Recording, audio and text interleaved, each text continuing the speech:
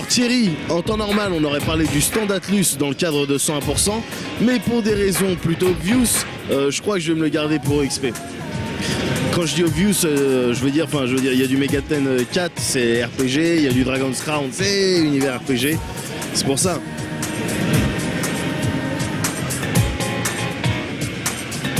Je suis en ce moment même sur le stand Capcom et alors il y a pas mal de choses sympathiques, de setups sympathiques comme les cages avec les zombies à l'intérieur pour Dead Rising 3.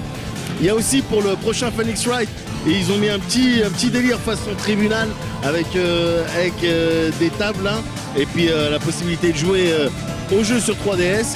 Et puis aussi ils présentent du DuckTales, ils présentent du Lost Planet 3, ils nous montrent, enfin bref, ils nous montrent pas mal de jeux et je vous invite à regarder ça tout de suite.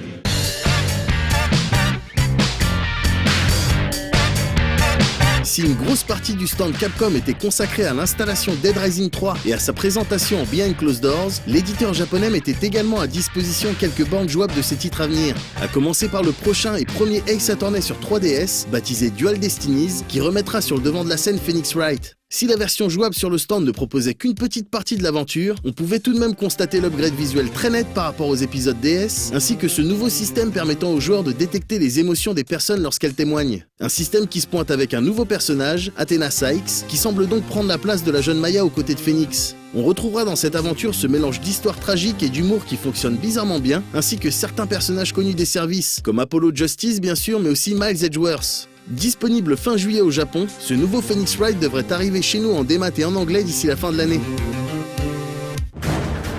Dans un délire un peu plus action, des sessions multijoueurs du prochain Lost Planet étaient organisées sur le stand. 10 joueurs pouvaient incarner au choix les Nevek ou les Pirates des Neiges et devaient s'affronter sur une map où il était question pour les uns d'escorter un véhicule et pour les autres de le détruire. Pour rappel, cet épisode développé non plus par les équipes internes de Capcom mais par le studio américain Spark Unlimited est une préquelle au premier Lost Planet. Le mode solo vous propose ainsi d'incarner Jim Payton, un pilote de rig, ses mécas de chantier, qui quitte la Terre pour remplir un contrat juteux mais manifestement risqué sur Eden 3. On avait des doutes quant à son réel intérêt lors des premières présentations, et cette session multi les confirme, avec une expérience que l'on a trouvée plutôt classique, sans surprise, aussi bien dans ses maps que dans les armes disponibles. Maintenant, il se peut que la hype entourant le Titanfall d'Electronic Arts éclipse tout ce qui s'apprête à sortir en matière de shooters dans lesquels on peut diriger des mechas.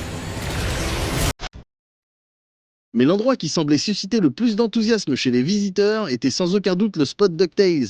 Capcom a donc décidé de sortir une version remasterisée de son DuckTales qui s'inspire clairement du layout et des niveaux de la version NES sortie en 1989, tout en proposant du neuf en termes de gameplay et surtout de visuel.